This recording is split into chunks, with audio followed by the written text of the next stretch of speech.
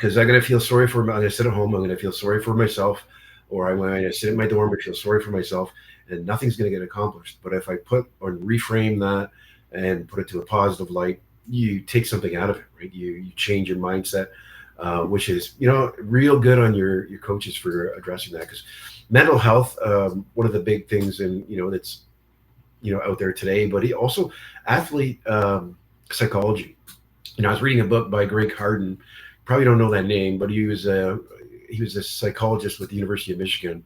Go blue! But I'm a Michigander, so I lived down in Michigan for a while. Went to school down there. But Greg Harden was this guy who really helped the athletes there. He was Michigan's secret weapon. Basically, the kids would say, if they had an issue, they would go in to see this individual, and he would kind of talk it out and say, this is what you can do. For instance, he worked with you guys, who Tom Brady is? Yes. Yeah. Yeah. So he worked with Tom Brady, and Tom Brady, not a lot of people know this, but Tom Brady didn't have the starting spot at Michigan when he was playing football, right? He was backup, and he hated it, and he was ready to quit. He went and seen Greg Harden, and basically Greg Harden said, I can't make you starting quarterback, but I can make you believe that you're the starting quarterback, and make you. So what he did, he said, go into that, into practice and utilize every rep, and visualize yourself being in the Super Bowl or a game situation. And from what I understand, I know I'm blabbing on about this, but I want to emphasize the importance of what you are doing with the journaling, because it is a big thing in athlete development. And without it, you kind of skate. You're skating in every direction. No, yes, yeah. I totally agree. Yeah. So yeah, that wasn't more than a statement than a question. Sorry. Sometimes I go off on tangents on this. No, Uh, no, that's all good. but yeah, it's such a big part, and I'm just glad to hear that it's actually in your life, because to be a top level athlete, and I'm sure you're striving to be that Olympian. Um, you know, those are the kind of tools you need in your toolbox. Yes, I mean it's very hard trying to stay positive all the time, especially like if you're cutting weight or you got a bunch of exams you're prepping for, training all the time. It's very mentally draining. Mm. But having like that journaling aspects just to kind of get away from the real world and just write everything down, it helps so much. Or at least for me, it definitely has helped. Well, you're not the first person that actually talked about journaling. I had Maya Friesen on here, and she talked about journaling as well. I mean, it seems to Really, be a popular thing that is going on. Do you know Maya? I don't know Maya. No. Oh, okay. So she's probably not in your weight class, but I think she won the U20s as well. Maybe I'm Oh, really, I can't remember. She wrestles for Brock. So yeah, pretty sure it's Brock. But do you have like an individual at the school that you can go to and say, hey, I'm having a little bit of rough. I'm in rough waters right now. Can you help me out a little bit, or do you rely on the coaching staff? I rely on some of the older girls on the team. Hmm. They're very great to talk to, or some of my close friends as well. Hmm. They're great people to talk to. You or like some of the female coaches, but or some of the athlete coaches as well. They're around, but it's kind of hard to get in touch with them. You kind of need to make an appointment, so it's a little bit harder. But usually, like the people on my team, I see them every single day, and they're struggling with the same problems or have. So it's great to have someone who's already experienced what you're going through. Hmm. Nice. Okay. Yeah. Well, I mean, that's great to hear. I mean, because there are going to be people out there that are, and it's maybe wrestlers or athletes in the same situation that you are, and they're just thinking, how do I, how do I get out of this? Who do I go to? What do I do? And of course, we're giving them ideas like journaling and talking to their friends and their teammates and stuff like that. Those are, because some people will just shut it out and think, you know what, I'm just going to do this on my own, and it's not healthy to do it on your own. No, it's not. I used to be like that, and it would get me into like a dark spiral because I would always just be I would it would my negativity would just keep me down. I would not be talking, and it would just make everything worse. And it would get worse throughout the day because I wouldn't be talking or sharing my feelings or just letting it out, even just getting a good cry out, getting all those feelings out. And then you just feel so much lighter and so much better. Just once you just get it off your chest, I find that helps, because keeping it in, that's a lot. You always need someone just to confide in. Mm-hmm. And so, yeah, I would say keeping it to yourself is not the way to go. Yeah, and like we had said before, like if you keep it to yourself, you're stalling your progress. You're going to be that, in your room feeling sorry for yourself. You're not going any places. So if you want to progress in life, you want to progress in athletics, you got to move forward. You got to keep going in it, and you need to talk to people. So I'm very Yes. happy to see that you're a healthy athlete in that aspect. Um, One of the things I love talking about too, as well, because it's now that I'm retired from wrestling, one of my athletic endeavors is powerlifting. And you talked a little bit about strength training. How was your strength training at SFU? Did you do any prior strength training in hockey? I know the hockey players do a lot of dry land training, but how has it changed now that you're in a university role as a wrestler? Let's see. So my dad actually, he had a kines background. So he created my programs for me for hockey, which has been great. So I kind of knew all the basics, like squats, deadlifts. I knew how to do that, the fundamental skills, which really helped going into university because that's what we did all the time. It tried to be wrestling, like it programmed for our wrestlers, which was a little bit hard though, because the athletic program, they didn't really know how, like they didn't have a background on wrestling, so it was a little bit challenging for them to kind of figure out what we needed. But I did get a lot stronger throughout the year. I found my legs were a lot bigger, arms got bigger. I started doing more like weighted pull-ups, a lot more like strength based stuff. And I also started working with TJ Sider. I don't know if you know the name of him. He's Anna Carla Juice's strength coach throughout the summer, which has really helped me with my strength and conditioning. It's a lot more or power cleans, which I'm new to. I've never done power cleans, so that was really cool to get into, and it has helped a lot actually. Funny Uh, enough. I love that you mentioned that, and I talked to Anna about that too. But that is my favorite exercise, the explosive power in the power clean. I've been doing that for years. When I played football and up until even now, I've actually turned it into a hang clean because I'm too old to be going all the way down to the ground. Yeah. But a hang clean, I'm sure you know what that is. It's the same movement, but it's instead of that from the ground, it's up. But the power that actually recruits and gives an athlete, I don't think too many people know that. I mean, it's a secret. Maybe we shouldn't be talking about it then. Yeah, no, it's a great move. I never thought of it too until I went to TJ, and like that's all that Anna and Carla do, and I was like, oh wow, this is actually really helping. Funny enough, how one move can sort of help build your wrestling style and make you a lot more stronger. Mhm. Well, it's explosive. It's basically you're in your stance and then you're exploding up and outward, right? Yeah, With a good amount of weight, that you're carrying doing it, and it's pretty neat. I mean, and it's very technical as well. So you probably love it because of that wrestling aspect, technical, but it's more of a challenging exercise. That's why you don't see the power clean being done by everybody in the gym, because everybody in the gym just goes there and tries to do the easiest thing, and hopefully they take off the weight or they build up muscle. But your trainer's on the right track, because that's one of the toughest movements to do technically, but also one of the more effective. So I'm glad to hear that. That's awesome. yeah. Yeah. Did you struggle with straight weight training at first, or no? Just kind of because of your dad's introduction, you just bought into it. Yeah, I just kind of bought into it. Because I've always done it when I was younger as well. But the hang cleans were a little bit of a struggle to kind of figure out, just because once it got heavier weight, I'd be kind of scared to get under the bar. I always had that fear, which I've heard is pretty common, so it's okay. But still work in progress, trying to get the heavier weight. Mhm. But Yeah. Yeah, when I started getting heavier in the weights, I started what's called a split clean.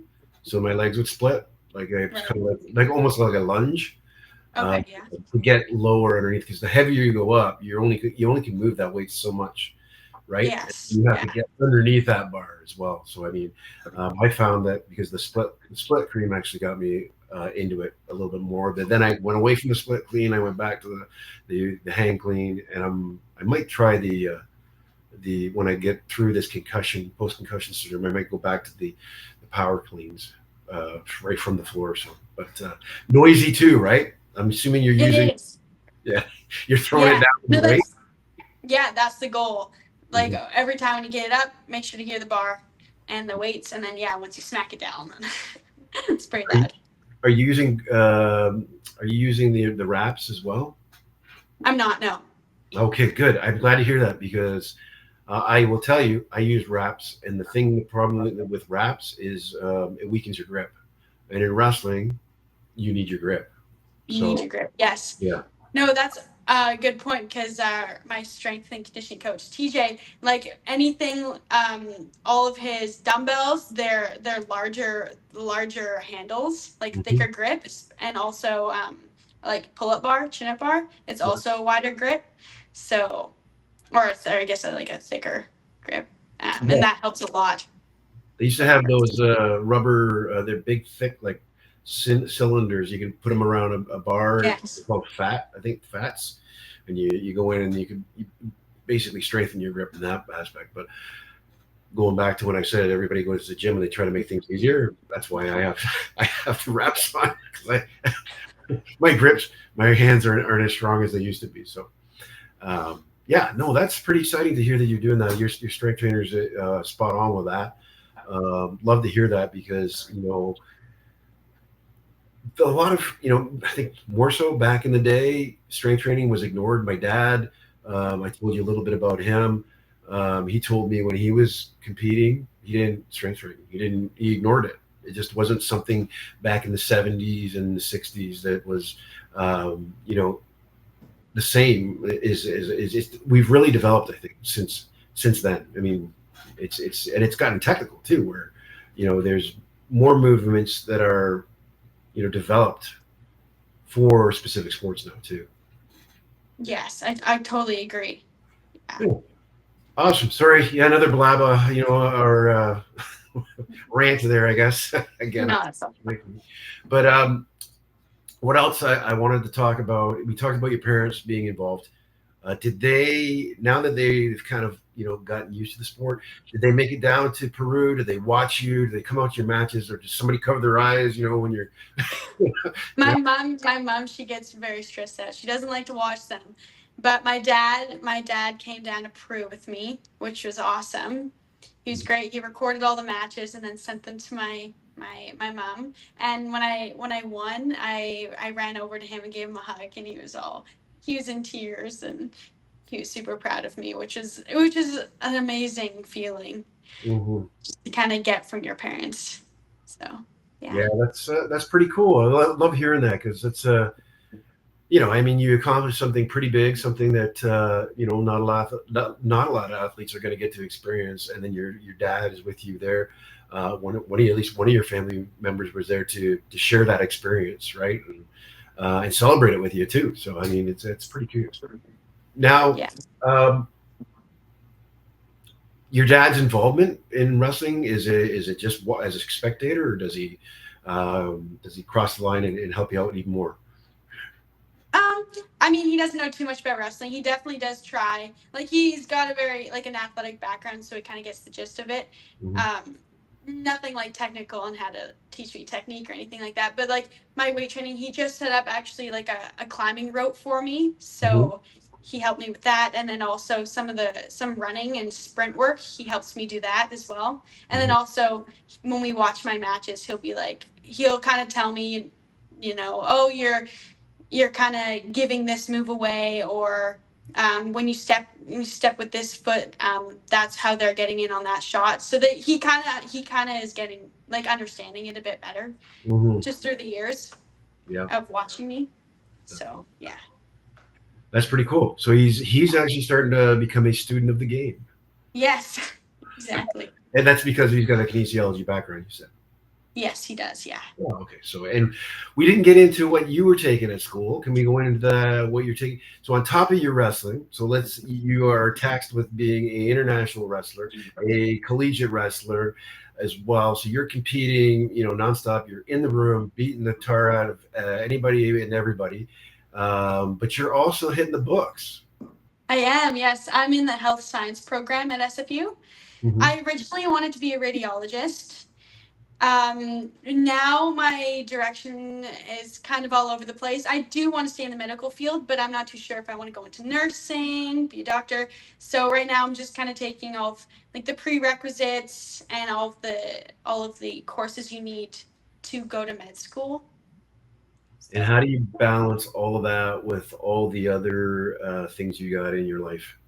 oh, it is. It's definitely hard. A lot of time, but I find getting help from a lot of the people, not only in my program but also like on the team. There's a ton of kinesiology backgrounds and people that are taking that program. So I ask a lot of questions, get tutoring if I need. Just always just getting help, even if I'm a little bit confident in a course, I'm still gonna ask for help because I want to get as uh, best as I can, essentially.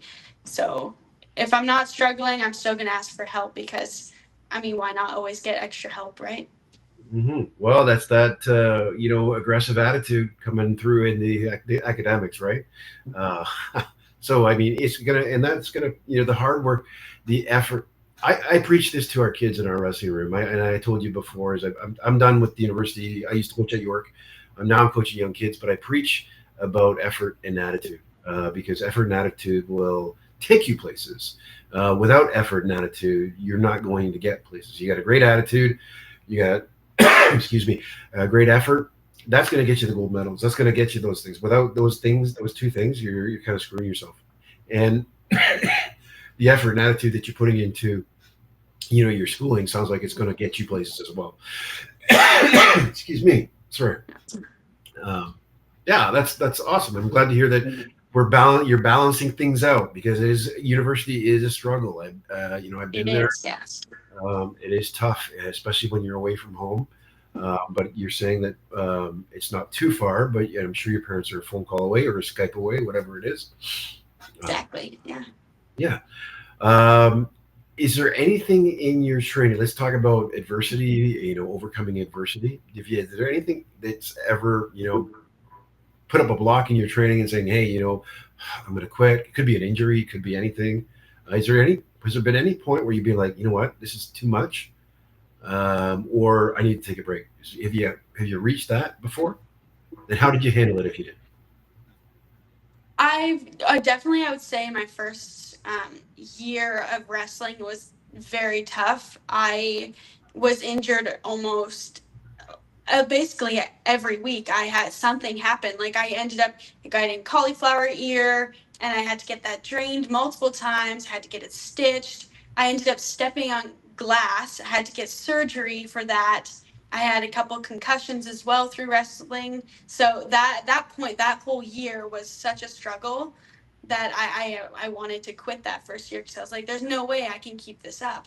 Like I'm just getting injured after injured, and I think it was my body just getting used to how, I wouldn't say harsh, but it was definitely like very hard, like physically compared to the other sports that I was used to. I wouldn't say like when I got surgery for my foot, that was a little bit different because I ended up stepping on glass. I actually ended up having to wrestle with glass in my foot during provincials because the doctors, they cut my foot open and they were like, no, there's nothing in your foot. You're totally fine. So I was wrestling for 6 weeks with glass in my foot until eventually I was like, this is not right. And then they ended up, I had to get surgery and get it removed. But yeah, that was a really tough year for me. Hmm. Wow. May I ask how you stepped on glass? Or Yeah, no, it was so random. It was right before school. I was walking upstairs to get breakfast, and then I step on something and I'm like, ow, and then like I start bleeding and I'm like, that's kind of weird. But apparently, like weeks ago, my mom dropped a mason jar on the floor, Mhm. and like I guess she tried to vacuum it up, but like it went under some of the counters, and I guess it, funny enough, came out that morning. It was there, and I stepped in it. It was a pretty big piece of glass as well. Mhm. So yeah, that's why the doctors couldn't see it, because they asked me, "Do you think you stepped on glass or anything?" And I said no, because I had no idea that we my mom dropped a mason jar a while ago. So yeah, and it didn't get shown. It didn't get shown in the X-ray or anything. So they Mhm. also, yeah, they didn't know. So yeah, it was a weird freak accident that Mhm. so random, but Yeah. So all those things that are happening to you, you're kind of at that spot where, screw it. I don't want to do this anymore. What changed that? uh, what changed that? Probably the hunger for winning, because after I lost, like that year also, I was second in every tournament, and I was getting frustrated. I was like, that I had enough of the silver. I was like, I need to win. I need to win something. So that also, that drove me to keep going, because I was like, I'm not going to stop at a silver medal. Mhm. So Mhm. that definitely helped. All right. Well, let's talk about the future. And what are you looking towards in wrestling? What do you want to do in the sport? Um, long term and short term. And short, let's go with short term. What do you want to do in the sport? And long term, what do you Well, look? yeah, short term right now, I'm looking at Worlds for in Spain, which is in end of August, start of September. So I'm training for that. Hopefully, I'm sure I want a medal, of course, at that, but we'll see how it all goes. And then yeah, long term, I want to go to the Olympics. Mhm. I want to be one of those athletes that'll be there. I not only want to go there, I want to win. Mhm. Nice. I Yeah. love the attitude. Like it's shining through here.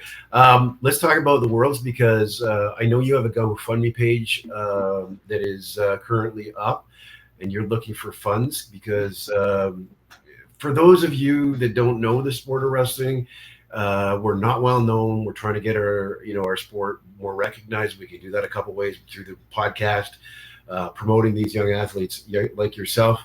That's what I do on Instagram, Facebook, as well as X, I guess they call it now. It used to be Twitter. Wherever I can, I'm trying to promote this podcast, but I'm also trying to get you guys funding wherever I can. And you got to go fund me up because you aren't funded. The Canada Wrestling does not pay your way. You don't. Once you Exactly. qualify, basically what I'm trying to say is spit out is once you qualify, it's not you. It's not paid for. It's not all inclusive. You have to work your ass off to get yourself there. It's all self-funded, Mhm. everything, which is, it's very, very tough, especially how costly it is. Not only the tournaments, but like the training as well, and all the equipment and everything that you need. Like you also have to buy the gear, and the flights and the hotel accommodations, everything. It all adds up, and it's very, very expensive.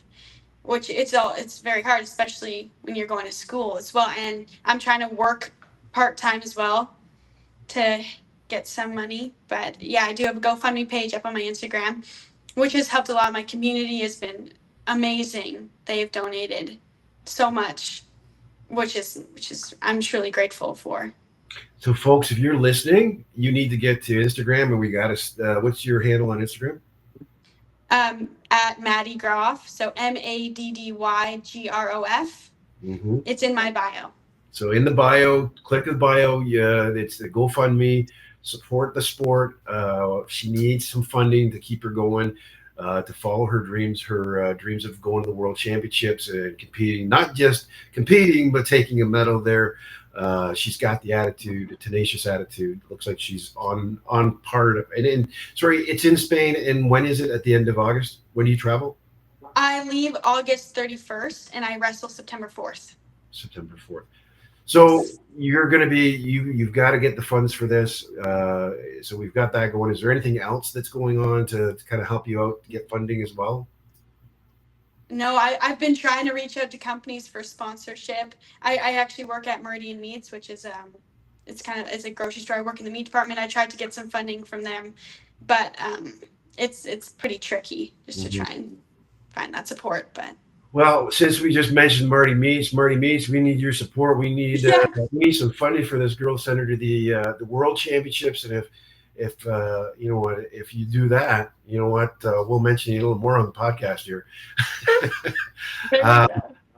yeah. So, and again, this is what it's about. That's why I wanted you on the podcast, because you're at the top of your game.